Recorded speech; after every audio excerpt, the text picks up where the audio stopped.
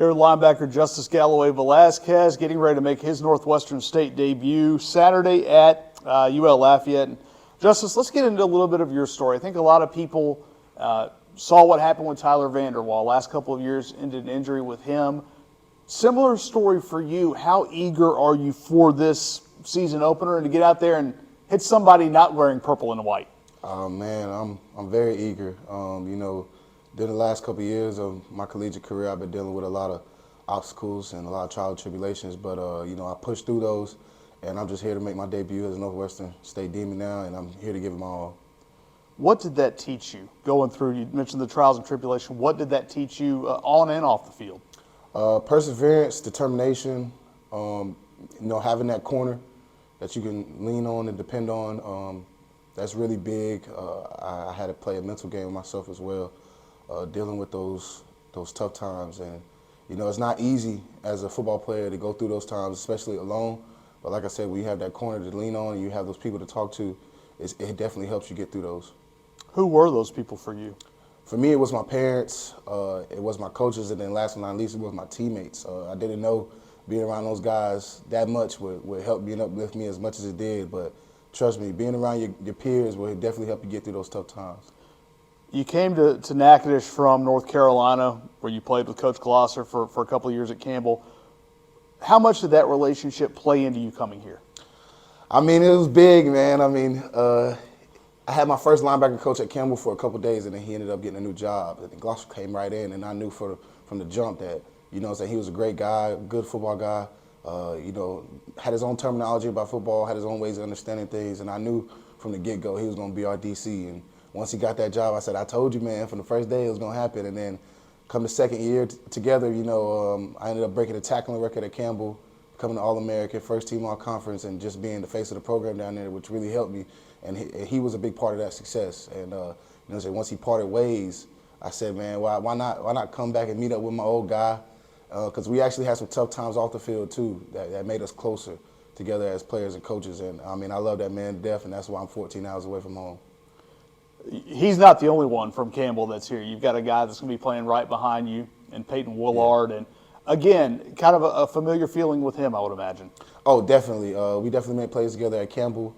He definitely is a great guy.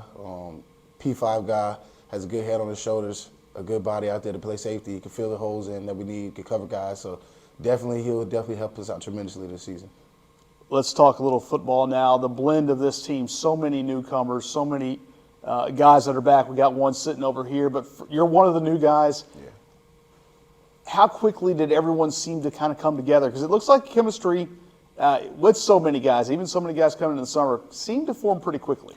When we stepped on campus, well, for me, when I stepped on campus, I just wanted to leave it better than where I found it, and I just wanted to sort of bring some of those traits that I learned at my old school to the new school, and I could try to help these guys out as much as possible. And we definitely had some team bonding things going on throughout the summer that helped us create that chemistry a lot faster and quicker than what we needed. And I think it was a blessing just coming here and being around these guys and showing them some leadership roles that I've encountered over my years of being at Campbell. What were some of those traits? You mentioned bringing some of those traits. What were those? Just, like small things that would help play a bigger role down the road. Like having a 10-minute rule, making sure things are upright before we leave, making sure we're holding guys accountable.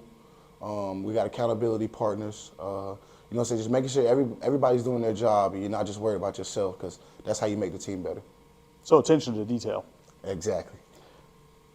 We talked about kind of how eager you are. How eager is this locker room finally to go out and see somebody aside from each other? It was a long, hot camp. It was. Weather finally broke, thank the Lord. But I know you're used to that. Cape Fear is not exactly a cool place, temperature-wise. But how eager is this team to get out there and show what the old and the new combined can do?